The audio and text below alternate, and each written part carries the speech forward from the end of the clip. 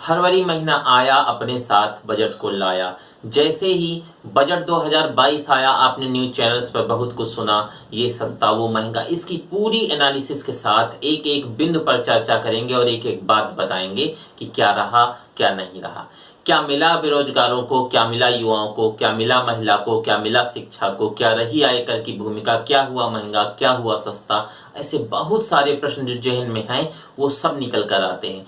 पहला तो बजट शब्द आते ही एक पेचीदगी सी आ जाती है कि एक साधारण आदमी के मन में बस महंगा और सस्ता रहता है, लेकिन जितना भी प्रतियोगी अभ्यर्थी है, जो युवा है, उसको अपनी भी चिंता रहती है, उसे राष्ट्र की भी चिंता रहती है, किस सेक्टर में कितना दिया गया, क्या होगा क्या नहीं।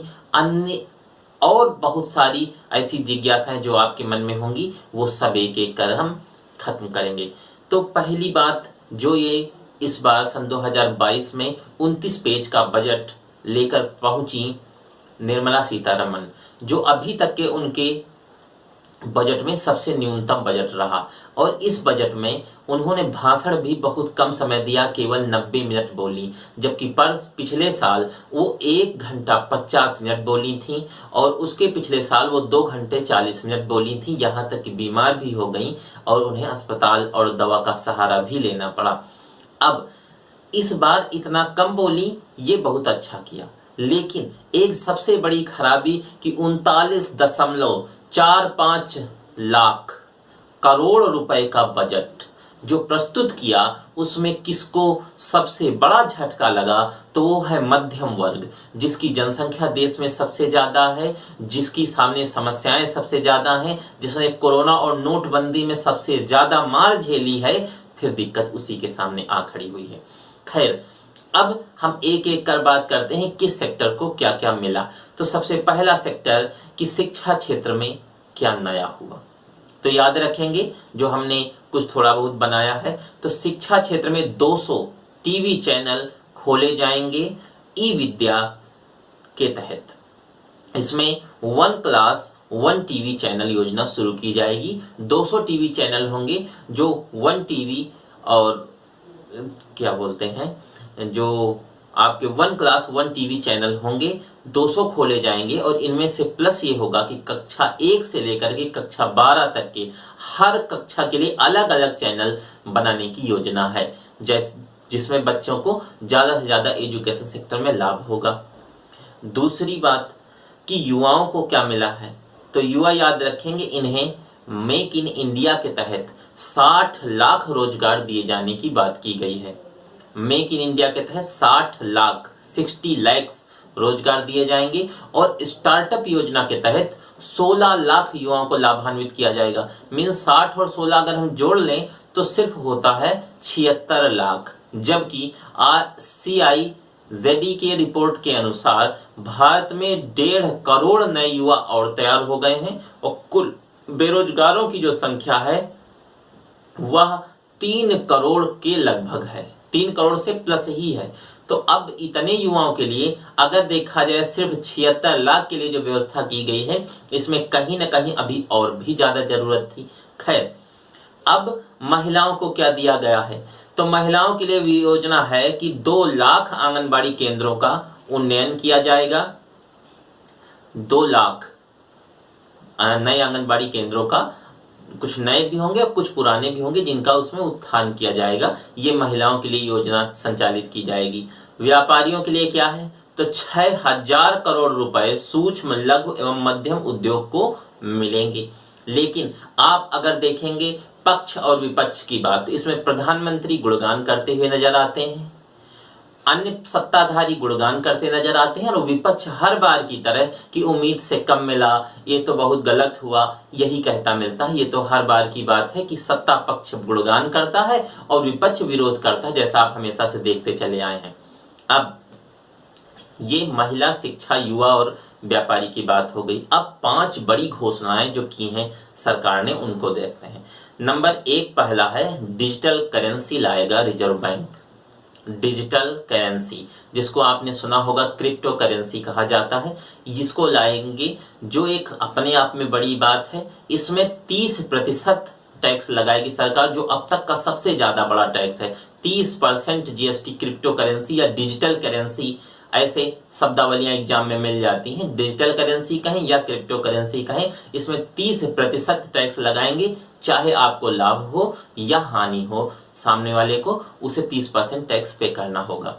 जैसा आप भी जानते हैं कि भारत में चाहे वह 1 साल का जन्मा नवजात शिशु हो या वो 100 साल का वृद्ध व्यक्ति हो, टैक्स पेयर सभी होते हैं।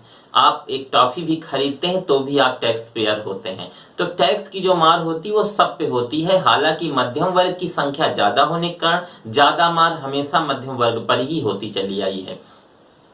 दूसरी घोषणा जो बड़ी की गई है वो है 5G लॉन्चिंग की, कि इस वर्ष 5G लॉन्च कर दिया जाएगा। और ये आंकड़ा प्रस्तुत किया गया है कि सन 2027 तक लगभग 39% लोग 5G संचालक होंगे और ग्रामीण क्षेत्रों को सस्ते ब्रॉडबैंड से जोड़ा जाएगा, ताकि ज्यादा से और डिजिटलाइजेशन भारत में और ज्यादा बृहद तरीके से संचालित हो पाए।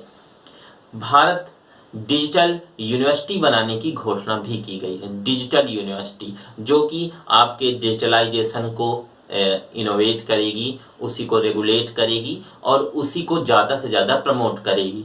जैसे कि डिजिटल में आपकी मार्केटिंग हो गई, MBA जैसी बड़ी बड़ी डिग्रियां और भी बहुत सारे सपोर्ट इस यूनिवर्सिटी की तरफ से मिलेंगे, जो हमारे भारत की डिजिटलाइजेशन में और प्रगति में काफ़ी हद तक सहायक भी हो सकते हैं। और 68% रक्षा उपकरण खरीदने के लिए 68% रक्षा उपकरण देश में और खरीदे जाएंगे। 68 अपने आप में बहुत बड़ी बात है। रक्षा क्षेत्र में भारत को मजबूती देने के लिए यह एक बड़ा कदम है। जहां आयकर में लोग दब रहे हैं, जहां बेरोजगारी में दब रहे हैं, जहां पर महंगाई में दब रहे हैं, वहां कहीं ना कहीं किसी क्षेत्र में तो हम बड़े बन रहे हैं। रक्षा क्षेत्र में जो 68% है ये अपने आप में बहुत बड़ा है। मीन्स भाषण तो कम दिया रक्षा मंत्री ने, लेकिन अगर देखें तो मोटी चीजें ज्यादा दी हैं जिनका एक लॉन्ग टर्म बेनिफिट है, लेकिन शॉर्ट टर्म बेनिफिट अभी कुछ नहीं दिख रहा। न महंगाई में कहीं कमी की जा रही है, न बेरोजगारी को कम करने की बात की जा रही है। और 400 वंदे भारत ट्रेन चलाएंगे, 400 वंदे भारत ट्रेन चलाई जाएंगी। रेलवे ने 3 वर्षों में 400 ट्रेनें चलाने की बात की है वंदे भारत, जिसमें 1 प्रोडक्ट 1 स्टेशन की बात की गई है। जान लें, 1 प्रोडक्ट 1 स्टेशन। 1 प्रोडक्ट 1 स्टेशन में जो चीज जिस स्टेशन की या उस शहर की फेमस होगी, उस स्टेशन पर वही चीज सबसे ज्यादा बेची जाएगी, या वही चीज वहां पर बेची जाएगी जिसमें 1 प्रोडक्ट 1 स्टेशन। रक्षा क्षेत्र में 25% हिस्सेदारी रिसर्च पर खर्च की जाएगी। DRDO 25% शोध पे रिसर्च पर खर्चा करेगा। खेल के लिए 3062 करोड़ रुपए आवंटित किए गए हैं, जिसमें कि पुरस्कार राशि 245 करोड़ है से बढ़ाकर 357 करोड़ रुपए कर दी गई है। स्वास्थ्य के लिए national tele mental health programme 23 tele mental health programme centre और बनाए जाएंगे। 23 टेली हेल्थ सेंटर और ज्यादा बनाए जाएंगे तथा 17% स्वास्थ्य क्षेत्र में और अधिक वित्त इस बार बढ़ाया गया है। 17% बजट और बढ़ा दिया गया है। ये एग्जाम में पूछा भी जाएगा कि स्वास्थ्य क्षेत्र में कितना बढ़ाया गया है, तो 70% और बढ़ा दिया गया है। बैंक में 75 डिजिटल बैंक स्थापित किए जाएंगे जो 75 जिलों में होंगे। 75 डिजिटल बैंक होंगे जो 75 डिस्ट्रिक्ट्स में होंगे। यह भी अपने आप में एक बड़ी बात होगी। किसानों के लिए 2.73 लाख करोड़ रुपए MSP सीधे खाते में भेज दी जाएगी किसानों के, जिसके लिए 2.73 लाख करोड़ रुपए आवंटित किया गया है। ग्रामीण भारत के लिए बात करें तो 60,000 करोड़ रुपए से घर में नल से जल पहुंचेगा। नल से जल पहुंचाया जाएगा, जो आपकी अमृत योजना के तहत होगा, जो 2025 तक ऑप्टिकल फाइबर भी गांव में पहुंचा दिया जाएगा। यह भी एक ग्रामीण भारत के लिए अपने आप में बड़ी बात होगी कि 60,000 करोड़ रुपए से आपको शुद्ध जल उपलब्ध हो जाएगा तथा 2025 तक पूरे देश के ज्यादातर भाग को ऑप्टिकल नेटवर्क से ग्रामीण क्षेत्र को जोड़ दिया जाएगा। परिवहन के लिए 25,000 किलोमीटर राजमार्ग का निर्माण किया जाएगा, जिसमें 60 किलोमीटर की लंबाई वाली कुल 8 रोपवे परियोजनाएं हैं। 60 किलोमीटर रोपवे परियोजनाएं हैं तथा 25,000 किलोमीटर राजमार्ग नेशनल हाईवेज बनाए जाएंगे। यह भी एक बड़ी बात है। बुनियादी ढांचे की जहां हम बात करें तो 7 प्रमुख क्षेत्र बुनियादी ढांचे के जो है, जिनमें सड़क, रेलवे, हवाई अड्डे, बंदरगाह, सार्वजनिक परिवहन, जलमार्ग और लॉजिस्टिक, इनको भी शामिल किया गया है। इनमें भी कुछ नया किया जाएगा। हालांकि इनके आवंटन की बात हम कहीं से भी खोज नहीं पाए हैं। और ये आपके सामने अब अंतिम, क्या महंगा हुआ, क्या सस्ता हुआ, जो आम जनमानस की बात भी रहती है। क्या सस्ता हुआ? तो सस्ते हुए हैं आपके तरासे गए हीरे, कैमरे के लेंस, हींग, कोको बीन्स, मिथाइल एल्कोहल और एसिटिक एसिड जैसी चीजें महंगी की गई हैं, सस्ती हुई हैं। तथा महंगा क्या हुआ है तो याद रखें, कृत्रिम ज्वेलरी महंगी हुई है, आपकी इलेक्ट्रॉनिक सामग्रियां, हेडफोन, मोबाइल एक्सेट्रा महंगे हुए हैं। इलेक्ट्रॉनिक खिलौने भी महंगे किए गए हैं, जिनकी खासी मांग भी इस समय बढ़ रही थी, तो इलेक्ट्रॉनिक खिलौने भी महंगे कर दिए गए। आज चीजें महंगी हुई हैं। अब ये आपका जो बजट पूरा आपके सामने आया, जिसमें आपने सारी बातें समझी, ये बजट भारत के लिए अपने आप में विशेषज्ञों का ऐसा मानना है, ऐसा कहना भी है कि ये अपने आप में महत्वपूर्ण रहा है। लेकिन अब देखना ये है कि ये क्या मध्यम वर्ग को और अधिक दबा देगा, जहां पर यह रिपोर्ट सामने निकल कर आती है कि भारी मात्रा में लगभग 9% मध्यम वर्ग को कोविड काल में नुकसान हुआ तथा 32% नए लोग जो मध्यम वर्ग थे वो अति निम्न वर्ग में जाने को मजबूर हो गए। ऐसी स्थिति बनकर के कोविड-19 और नोटबंदी से आई। ये हालांकि एक वैश्विक महामारी थी, लेकिन फिर भी इसमें वित्त मंत्री की तरफ से या सरकार की तरफ से कोई सकारात्मक कदम न उठना मध्यम वर्ग में एक निराशा की पहल जरूर करता है।